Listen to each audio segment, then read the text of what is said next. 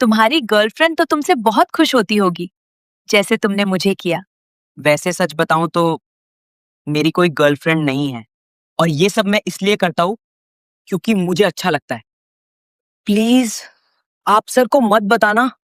अच्छा, don't worry, ये बात हमारे बीच ही राज रहेगी। प्रीति कॉलेज की एनाटॉमी की मैडम थीं। उनकी पहचान उनकी आवाज़ से ज़्यादा उनकी मौजूदगी से होती थी। न ज़्यादा सख्त, न ज़्यादा दोस्ताना, बस इतनी कि क्लास में पढ़ाई भी हो और नज़रें बार बार उनकी तरफ चली जाएं। जब वो लेक्चर हॉल में आती, एक हल्की सी खामोशी अपने आप फैल जाती। आज भी उन्होंने डार्क कलर की फिटेड साड़ी पहनी थी। सिंपल ब्लाउज, खुले बाल और चलने का वो अंदाज जो बिना कोशिश के ध्यान खींच लेता है। स्टूडेंट्स की बातें धीमी पड़ जातीं और प्रीति बिना कहा लेक्चर शुरू कर देती। उन्होंने आदि को पहली बार तब नोटिस किया जब पूरी क्लास डिसेक्शन के टाइम शोर से भरी थी और आदि एक कोने में खड़ा बिना बोले माइक्रोस्कोप सेट कर रहा था। उसकी नजरें बार बार उनकी ओर नहीं जा रही थीं। वो काम में लगा था, शांत, फोकस्ड, कंट्रोल्ड। वो ज्यादा सवाल नहीं पूछता था, लेकिन जब पूछता तो सीधे मुद्दे पर।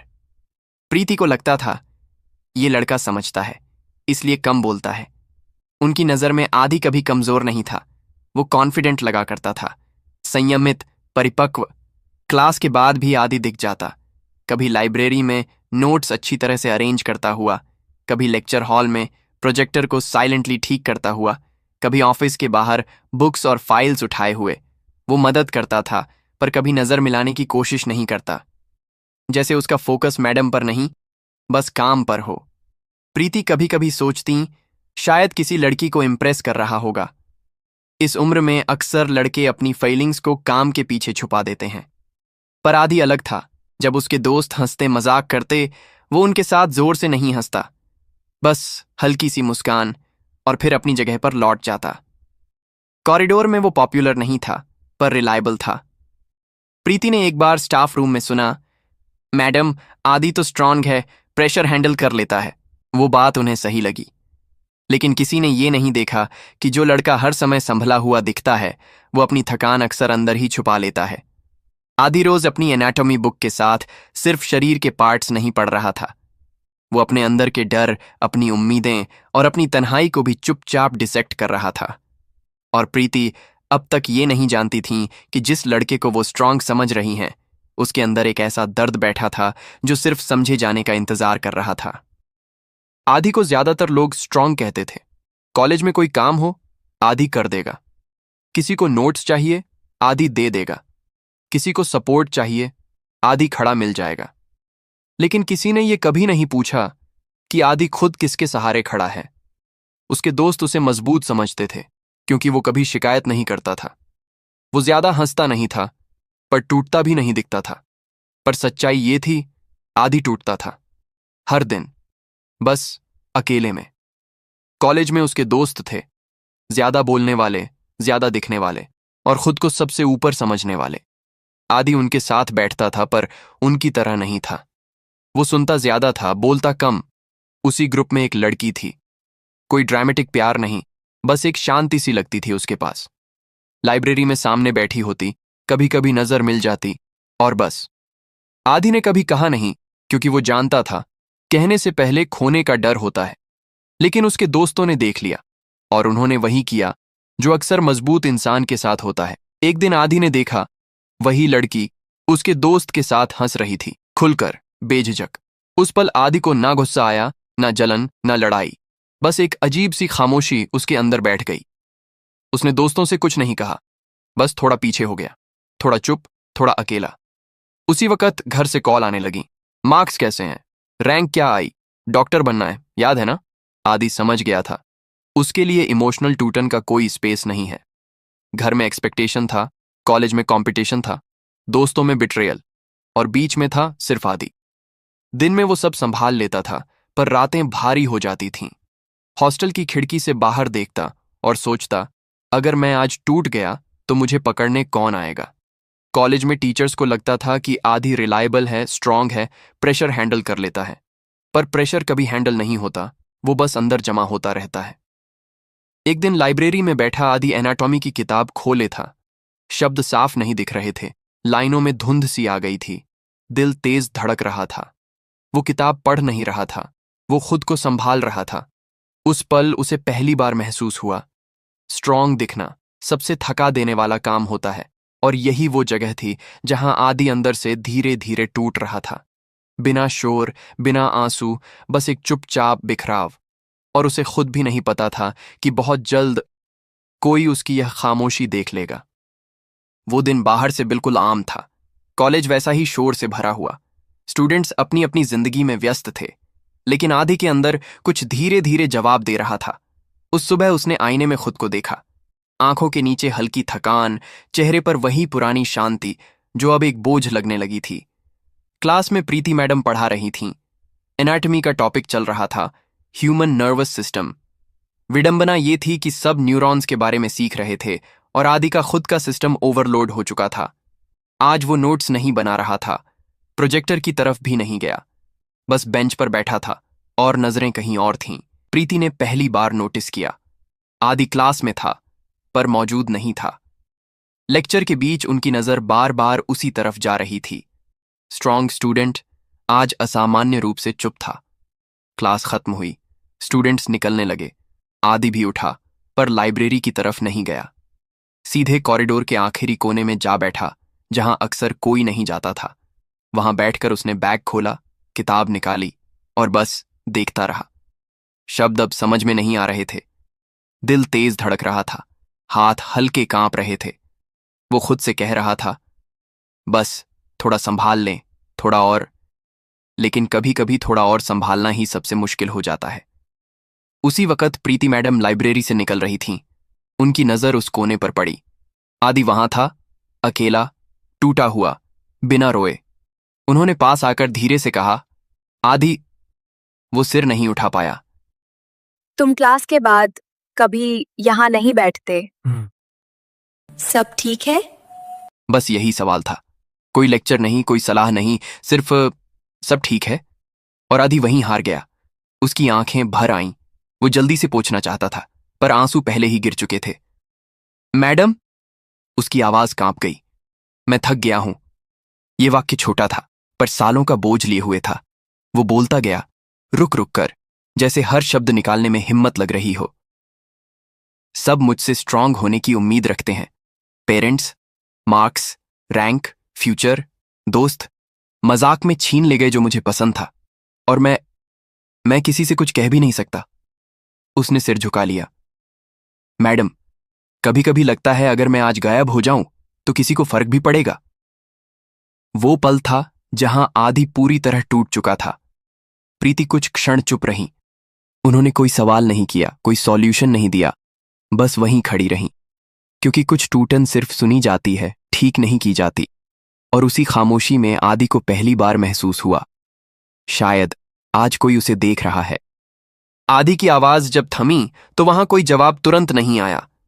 कॉलेज का वो कोना पहली बार इतना शांत लग रहा था, इतना खाली और फिर भी इतना भरा हुआ। प्रीति मैडम कुछ पल वहीं खड़ी रहीं। उन्होंने न आदि से नजर हटाई, न ये जानने की कोशिश की कि वो रो रहा है या नहीं। उन्हें एहसास था, इस वक्त देखा जाना सबसे ज्यादा भारी पड़ सकता है। उन्होंने बहुत साल पढ़ाया था, स्टूडेंट्स के डर देखे थे, फेलियर्स देखे थे, कॉन्फिडेंस टूटते देखे थे। लेकिन आज पहली बार उन्होंने एक स्ट्रांग स्टूडेंट को थक कर बैठते देखा था। आदि कुछ नहीं बोला, बस सिर झुकाए बैठा रहा। प्रीति मैडम धीरे से बोली, तुम्हें तो पता है आदि, स्ट्रांग रहना कभी कभी सबसे मुश्किल काम होता है। आदि ने चौंक कर उनकी तरफ देखा, जैसे किसी ने उसके अंदर की बात पहली बार शब्दों में कह दी हो। प्रीति ने आगे कहा, जो लोग हर किसी का सहारा बन जाते हैं, अक्सर उनके पास खुद का सहारा नहीं होता। उनकी आवाज में न लेक्चर था, न सिंपैथी, बस एक सच्ची समझ थी। उसी पल प्रीति को एहसास हुआ, शायद उन्होंने आदि को गलत पढ़ लिया था। उन्हें लगता था आदि कॉन्फिडेंट है क्योंकि वो संभला हुआ दिखता था।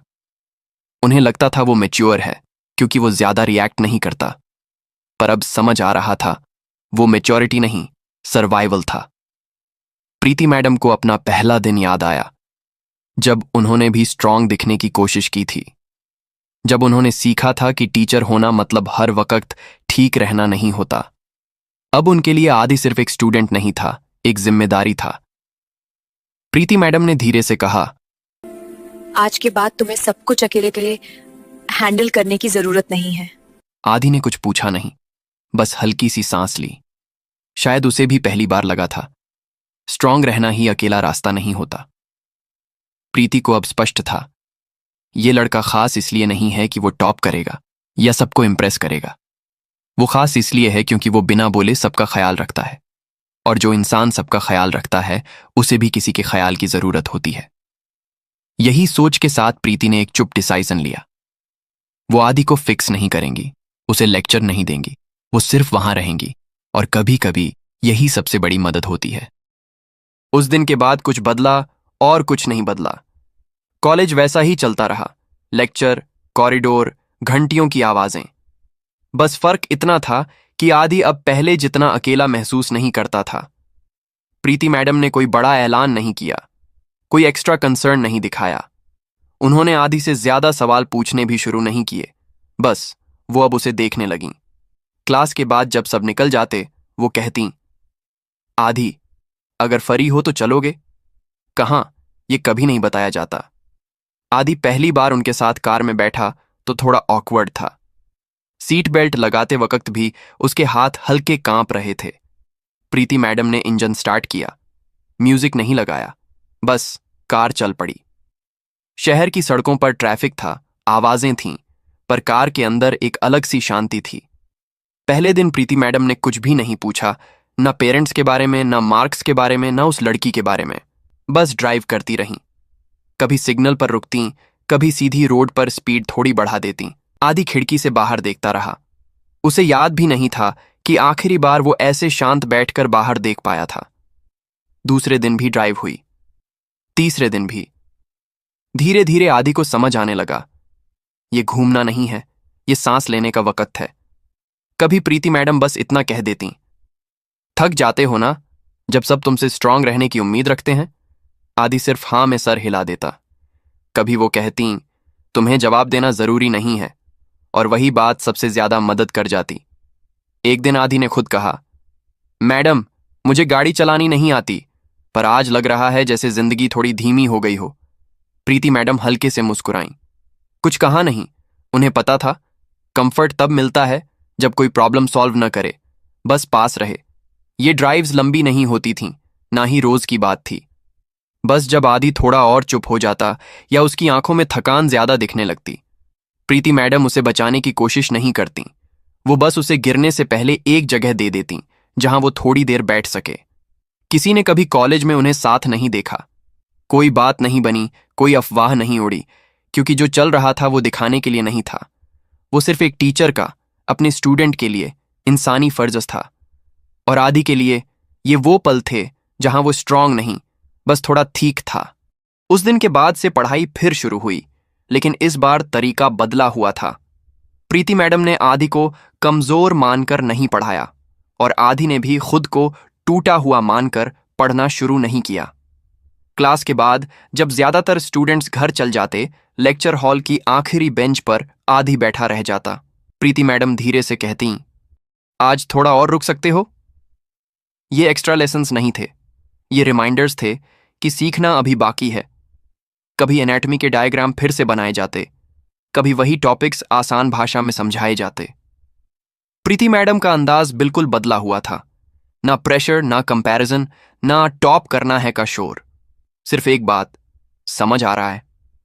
आदि पहली बार बिना डर के कह पाता, नहीं मैडम, यहां अटक गया हूं। और प्रीति मैडम बस कहती, कोई बात नहीं, रुकते हैं, फिर से देखते हैं। यही ट्रांसफॉर्मेशन था। आदि अब ज्यादा पढ़ रहा था, पर ज्यादा घंटों तक नहीं, ज्यादा मन से। वो रात को पढ़ते समय अब खुद को पनिश नहीं करता था। ब्रेक लेता, सांस लेता और फिर वापस शुरू करता। धीमा था पर स्थिर था। कभी कभी वो गलत आंसर लिखता और पहले जैसा गुस्सा नहीं आता, बस एक गहरी सांस लेता और अगली कोशिश करता। एक दिन प्रीति मैडम ने कहा, मार्क्स बाद में आएंगे आदि, पहले तुम वापस अपने साथ आ जाओ। ये लाइन सिलेबस में नहीं थी, पर आदि के लिए सबसे महत्वपूर्ण लेसन थी। धीरे धीरे क्लास में भी फर्क दिखने लगा। आधी क्वेश्चंस पूछने लगा, बेंच पर सिर झुकाकर नहीं, सीधा देखकर। दोस्त भी नोटिस करने लगे, तू बदल गया है। आधी मुस्कुरा देता, क्योंकि उसे पता था वो बदला नहीं, वो वापस आया है। लाइब्रेरी में बैठकर अब वो सिर्फ रट्टा नहीं लगाता था, वो समझ रहा था कि प्रेशर के बिना भी मेहनत हो सकती है। और प्रीति मैडम दूर से बस देखती रहती, हर दिन मदद नहीं करती, हर सवाल का जवाब नहीं देती, वो बस इतना करती कि आधी को खुद पर भरोसा वापस करने देती। ट्रांसफॉर्मेशन किसी एक दिन में नहीं हुआ, ना ही कोई ड्रामेटिक पल था। बस हर दिन थोड़ा थोड़ा आधी फिर से अपनी जगह पर खड़ा होने लगा। और यही वो समय था जब आधी के लिए पढ़ाई फिर से बोझ नहीं, एक रास्ता बन गई। रिजल्ट वाले दिन कॉलेज कुछ अलग लग रहा था। कॉरिडोर में आवाजें ज्यादा थीं, पर उनमें एक अजीब सी घबराहट भी घुली हुई थी। नोटिस बोर्ड के सामने भीड़ लगी थी, कोई हंसते हुए नंबर देख रहा था, कोई चुपचाप पीछे हट जा रहा था। आधी भी वहीं था, पर इस बार उसके कदम तेज नहीं थे, ना आंखों में वो पुराना डर था। उसने खुद से सिर्फ इतना कहा था, जो आएगा ठीक है।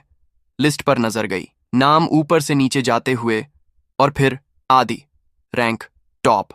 उस पल उसका दिल तेज धड़का, पर चेहरे पर हैरानी से ज्यादा एक शांत सा सुकून था। ना वो चीखा, ना दोस्तों को फोन किया, बस एक गहरी सांस ली, जैसे सालों से जो बोझ सीने पर बैठा था वो धीरे धीरे उतरने लगा हो। क्लास के अंदर जब प्रीति मैडम आईं, स्टूडेंट्स अभी भी रिजल्ट की बात कर रहे थे। उन्होंने कुछ नहीं पूछा, बस एक बार क्लास पर नजर डाली। आधी लास्ट बेंच पर बैठा था, बिल्कुल सीधा, बिल्कुल शांत। उनकी नजर उससे मिली, कोई मुस्कान नहीं, कोई जेस्चर नहीं, बस एक छोटा सा नॉड। और आधी समझ गया, ये तालियों का मोमेंट नहीं था, ये अनाउंस करने की बात नहीं थी। ये उन दोनों के बीच का वो पल था जिसे शब्द की जरूरत ही नहीं थी। बाकी टीचर्स ने कॉन्ग्रेचुलेट किया, दोस्तों ने पीठ थपथपाई, किसी ने कहा, पता ही था तू टॉप करेगा। आधी मुस्कुरा दिया, पर उसके लिए ये टॉप करना सबसे महत्वपूर्ण बात नहीं थी। महत्व इस बात का था कि वो इस रिजल्ट तक खुद को तोड़कर नहीं, संभाल कर पहुंचा था। उस शाम आधी लाइब्रेरी के बाहर खड़ा था। हवा हल्की थी, सूरज धीरे धीरे नीचे जा रहा था। प्रीति मैडम पास से गुजरी, रुककर बस इतना कहा, प्राउड ऑफ यू। 2 शब्द, पर पूरे सफर का वजन उनमें सिमट गया। आधी ने सिर झुका दिया, आंखें भर आईं, पर इस बार दर्द से नहीं, इस बार खुद पर भरोसा लौट आने की खुशी से। वो समझ गया था, जीतना सिर्फ आगे निकलना नहीं होता, कभी कभी जीतना होता है खुद को फिर से पाना। और इसी जीत के साथ कहानी अपने आखिरी सवाल के करीब पहुंच गई थी। आधी ने रिजल्ट जेब में रख लिया, पर दिल में एक खामोशी रह गई। प्रीति दूर खड़ी उसे देख रही थी, बिना कुछ कहे, बिना कुछ जताए, और हवा में बस एक सवाल तैरता रहा, क्या हर स्ट्रांग इंसान के पीछे कोई ऐसा होता है जो उसे बिना तोड़े संभाल लेता है?